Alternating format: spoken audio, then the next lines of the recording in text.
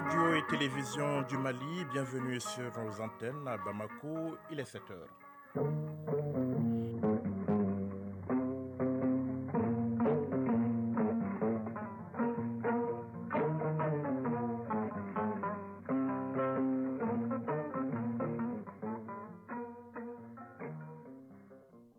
Le journal Yaya Konaté. Dans l'actualité de ce lundi 12 décembre 2022, il y a un an, les Assises nationales de la refondation définissaient le cap. 517 recommandations avec 55 points prioritaires avaient été définis.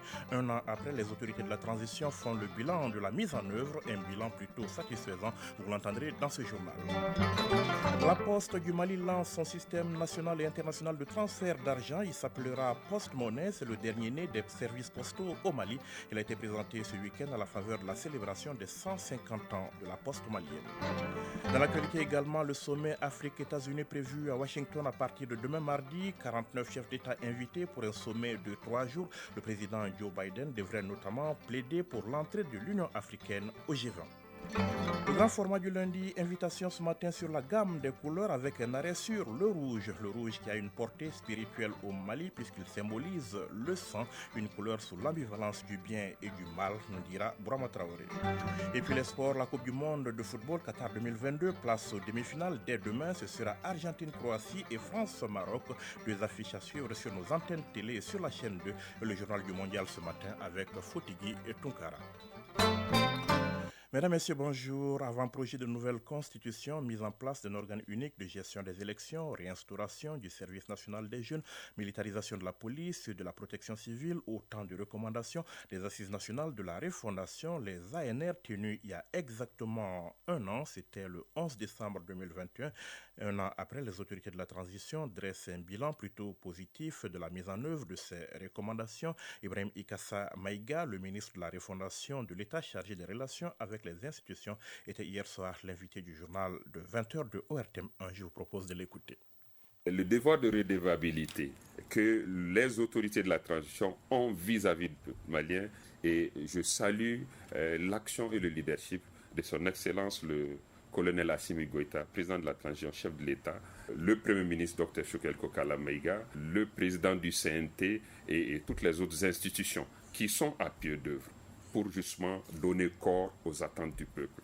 11 décembre 2021, démarrait un processus, certainement avec beaucoup de scepticisme pour certains, mais nous étions convaincus que c'était le moyen de redonner la parole au peuple pour que le peuple réactualise ses besoins, redéfinisse ses attentes et de travail gouvernemental. Justement, 517 résolutions fortes issues de ces assises qui avaient quand même mobilisé 1600 participants. Monsieur le ministre, à ce jour, où est-ce que vous en êtes concrètement dans l'application de ces différentes résolutions? Un plan d'action qui couvre les 517 recommandations, et de ce plan d'action, nous avons, en tant qu'autorité de la transition, extrait des actions prioritaires au nombre de 55 qui vont être mises en œuvre entièrement pendant la période de transition restante. Qu'est-ce qui a été fait et qu'on touche du doigt? C'est la relecture de la loi électorale et la création de l'organe unique de gestion des élections.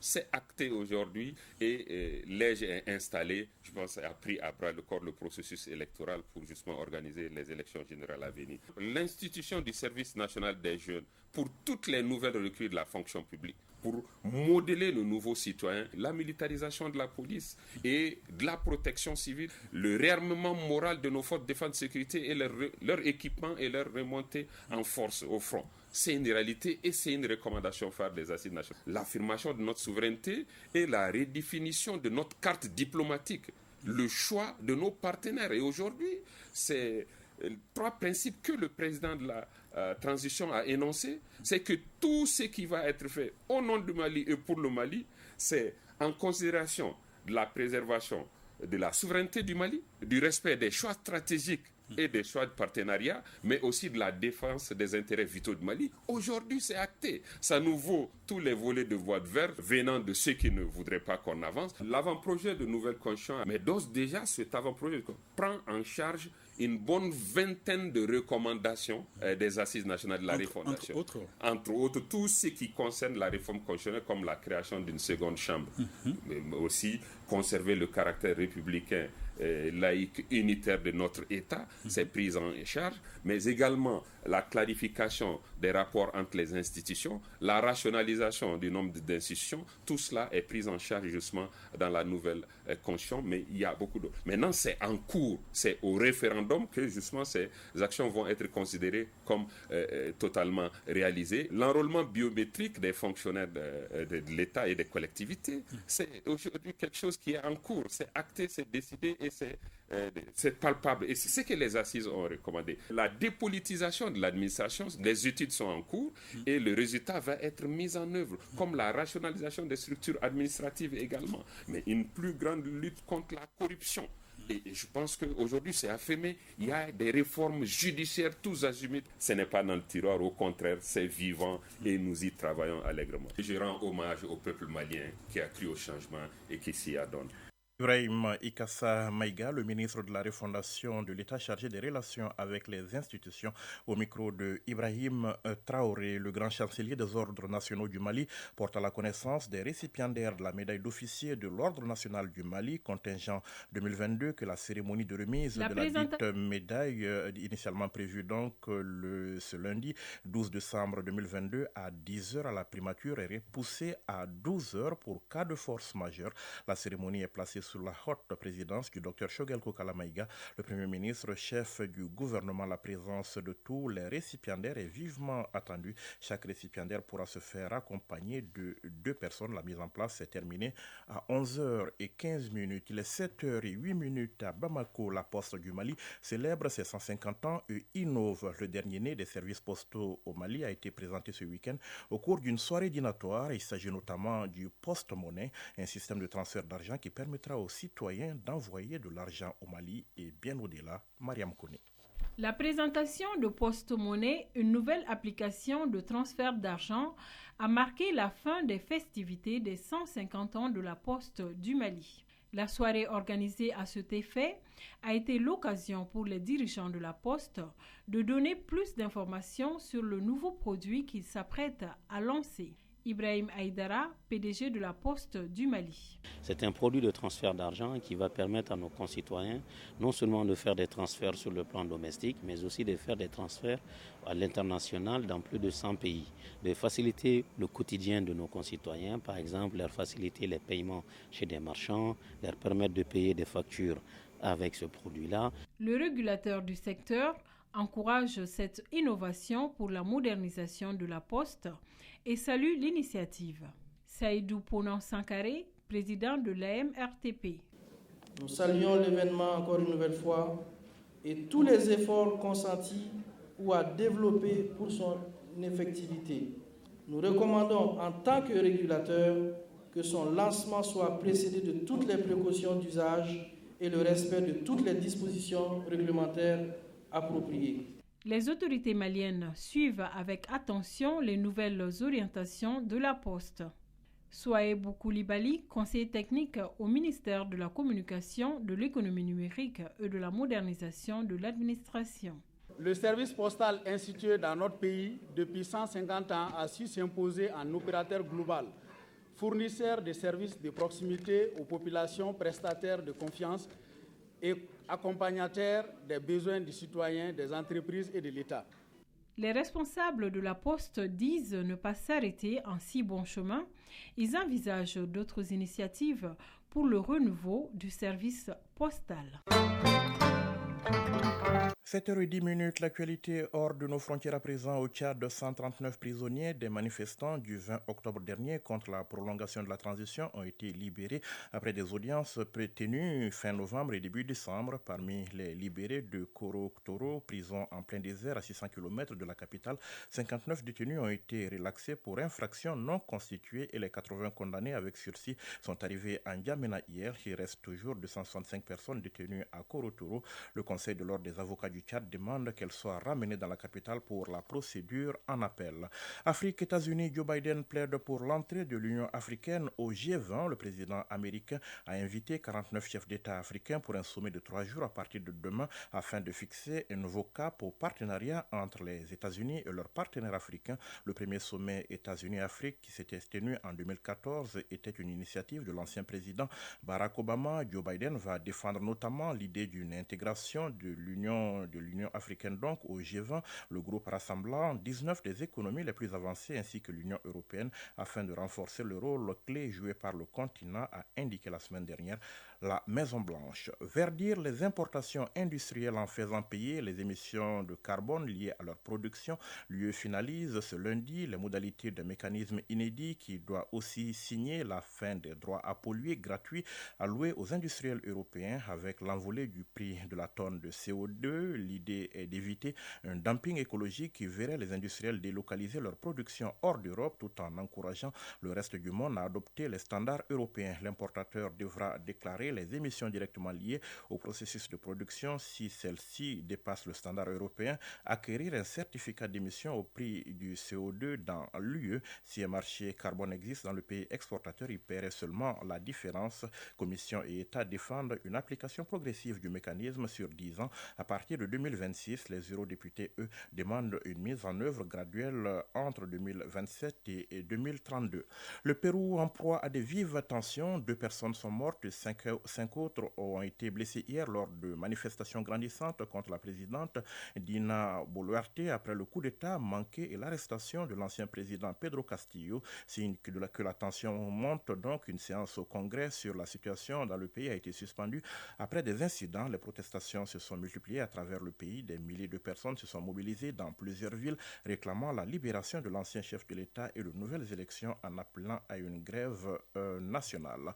La Chine annonce ce lundi le retrait de l'application utilisée pour tracer les déplacements des habitants et s'assurer qu'ils n'étaient pas dans une zone touchée par le Covid. Donc, un nouveau symbole de la sortie de la stratégie zéro Covid. L'application affichait la liste des villes, voire des districts dans lesquels la personne s'était rendue. La carte des déplacements sous la responsabilité du gouvernement central sera désactivée à partir de demain mardi, plus de 2 ans après son lancement, selon un communiqué officiel.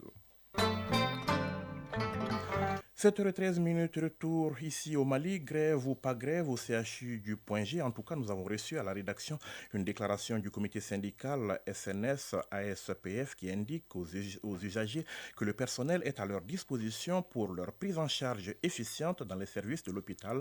Selon ce comité syndical, la grève annoncée au sein de la structure est l'œuvre d'un groupuscule du personnel du CHU qui ne dispose pas de mandat syndical et leur objectif est de déstabiliser les actions remarquables pour assurer aux usagers de l'hôpital des soins de qualité. Fin de citation. Les forces armées maliennes poursuivent leurs efforts de protection des personnes et de leurs biens. Plusieurs centaines de têtes de bétail ont été interceptées, du bétail enlevé par les groupes terroristes. Les animaux ont été présentés aux autorités régionales, occasion pour le chef du secteur 4 de l'opération Maliko d'inviter la population à une meilleure collaboration avec les forces armées. Reportage Idrissa Keita. Les FAMA, au cours d'une opération spéciale à Kombakadaka dans la commune de Djaloubé, cercle de Mopti, ont saisi 505 têtes de bœufs aux mains des terroristes. Ces bœufs ont été enlevés aux villageois en guise de jakat.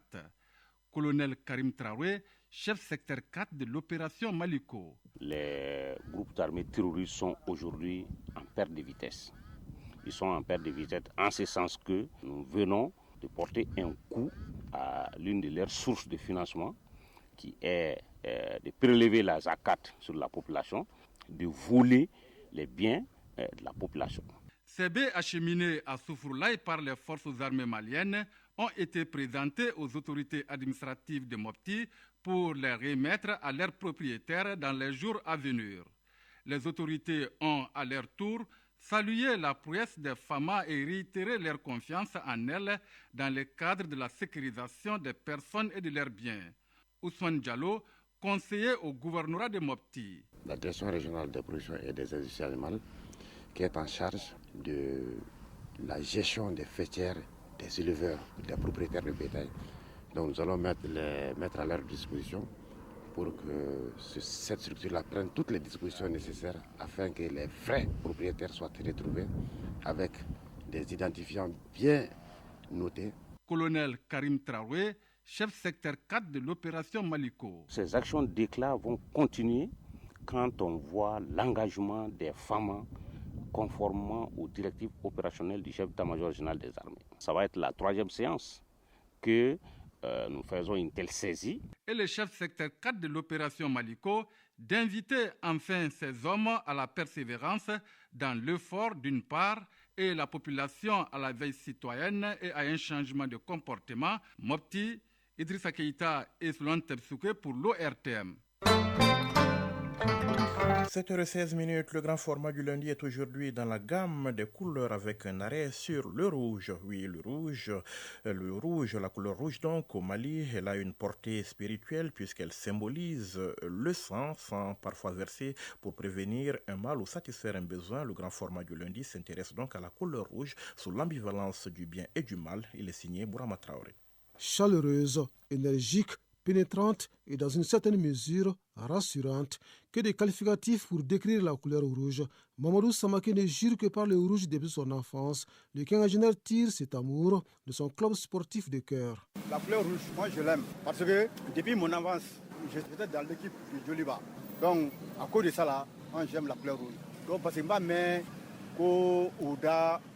certains disent que le rouge symbolise l'enfer. Je ne crois pas trop. Un amour qui tranche avec la compréhension générale sur le sens du rouge. Cette couleur est symbole de danger pour certains. D'autres la qualifient de malheur, comme Adama Koulibaly, qui l'évite au maximum. Dans notre tradition, le rouge symbolise le malheur. C'est pourquoi, pour certains sacrifices, on privilégie le cola rouge. Le rouge n'est pas une couleur de bonheur ni de joie. Il représente le sang. Je n'aime pas la couleur rouge. Dans ma garde-robe, rarement vous verrez des habits ou des chaussures de couleur rouge.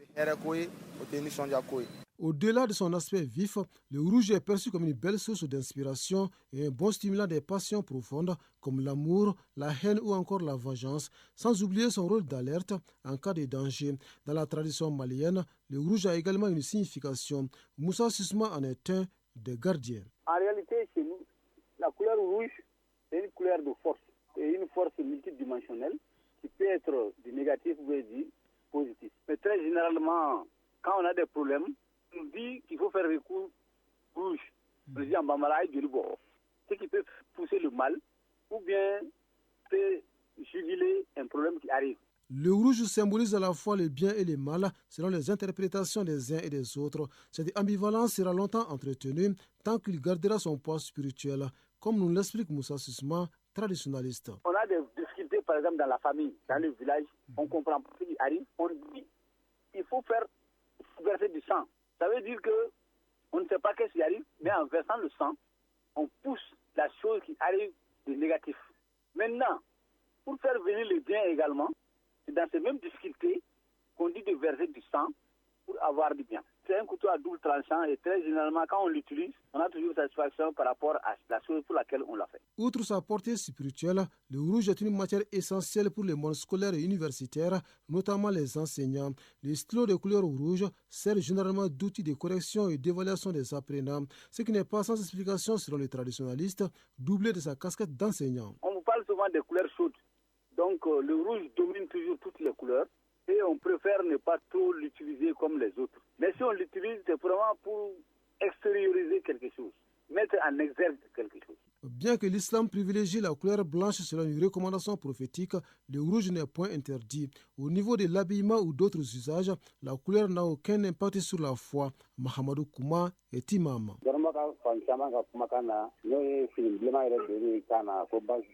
Selon plusieurs érudits, porter un habit rouge ne représente aucun danger pour les musulmans. Un jour, le prophète a été aperçu en rouge par ses compagnons.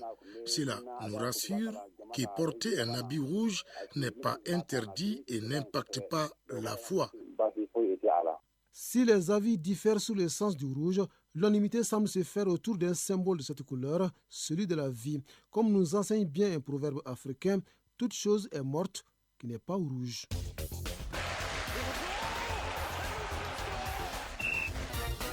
Il est 7h20, c'est l'heure des sports. Football, Coupe du Monde, Qatar 2022. Après 2 jours de repos, place aux demi-finales. Dès demain, à 19h, l'Argentine affrontera la Croatie. Le vainqueur de ce match connaîtra son adversaire en finale dimanche à l'issue de la deuxième demi-finale qui mettra aux prises la France et le Maroc. Ce sera mercredi à 19h précise. Retrouvez tout de suite le journal du Mondial avec Foutigui Tunkara. Ce sera donc juste après le rappel du sommaire. Rappel de ce qui fait l'actualité de ce lundi. Il y a 1 an, les Assises nationales de la refondation définissaient le cap. 517 recommandations avec 55 points prioritaires avaient été définies. 1 an après, les autorités de la transition font le bilan de la mise en œuvre, un bilan plutôt satisfaisant. La Poste du Mali lance son système national et international de transfert d'argent. Il s'appellera Poste Monnaie. C'est le dernier né des services postaux au Mali. Il a été présenté ce week-end à la faveur de la célébration des 150 ans de la Poste malienne.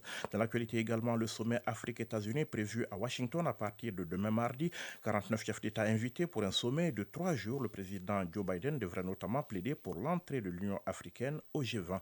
Le grand format du lundi, invitation ce matin sur la gamme des couleurs avec un arrêt sur le rouge. Le rouge qui a une portée spirituelle au Mali puisqu'il symbolise le sang, une couleur sous l'ambivalence du bien et du mal.